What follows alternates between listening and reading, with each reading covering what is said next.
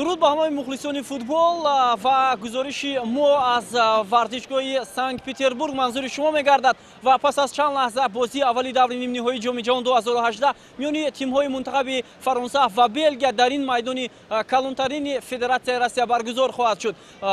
Андӯҳи зиёди мухлисонро мо берун аз вардишгоҳ мебинем ва бояд бигӯем ки ин бозӣ нишон медиҳад ки кадом даста омода аст то барои ба даст овардани ҷоми ҷаҳон 2018 талош намояд. Дирӯз дар нишасти хабарии Дидия Душанбе соли хабарнигорон ҷавоб гуфт ва қайд кард ки ҷоми ҷаҳонии соли 2014 ва ҳамчунин ҷоми Аврупо 2016 барои дастаи мунтахаби Фаронса як имтиҳони хеле ҳам санҷиши хеле ҳам калон буд. Ба ҳамин хотир акнун ин ҷом яъне ин мусобиқот барои онҳо имтиҳон нест. Онҳо талош мекунанд барои ба даст овардани ҷоми ҷаҳон ки давоми 20 сол мунтахаби Фаронса ба даст наоварда буд ва охирин маротиба соли 1998 онҳо ҷомро болои сар бардошта буданд бори дигар таърихи футболи ин мамлакатро варақгардон бикунанд. Роберто Мартинес сармураббии мунтахаби футболи Белгия қайд кард ки дастаи мунтахаби Белгия ҳам дар солҳои охир ва умуман дар ҷомҳои ҷаҳон пайваста пайҳам ширкат мекард, вале натиҷаи дилхоҳ ба даст наовардааст. Ба ҳамин хотир ин мусобиқот барои дастаи мунтахаби Белгия як имтиҳони ҷиддӣ аст ва онҳо метавонанд ки таърихи футболи ин мамлакатро боз ҳам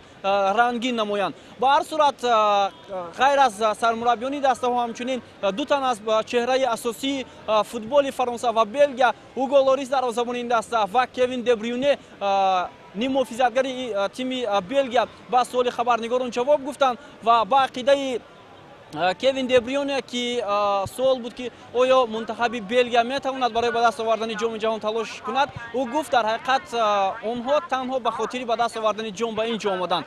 Ба ҳар сурат вақт нишон медиҳад ки кадом даста муваффақ мешавад ва кадом даста дар ин бозӣ ба бохт дучор мегардад. Бояд бигӯем ки пас аз натиҷаи ҳамин бозӣ аввалин иштирокчии ҷоми ҷаҳон 2018 маълум хоҳад шуд ва бозии дуюм миёни тимҳои мунтахаби Хорватия ва ҳамчунин Англия дар варзишгоҳи Лужники рӯзи дигар баргузор мешавад.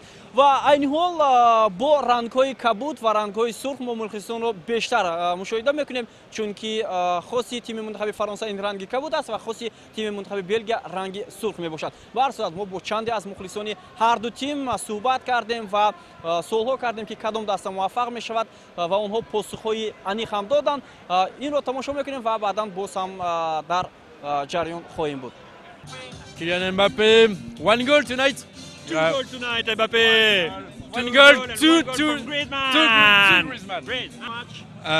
I think Belgium will win because they have a very strong team and very good players like Hazard, De Bruyne, and Lukaku, and also they have beaten Brazil, and they were the big favorites, and they proved that they could beat them. So I think Belgium will win today.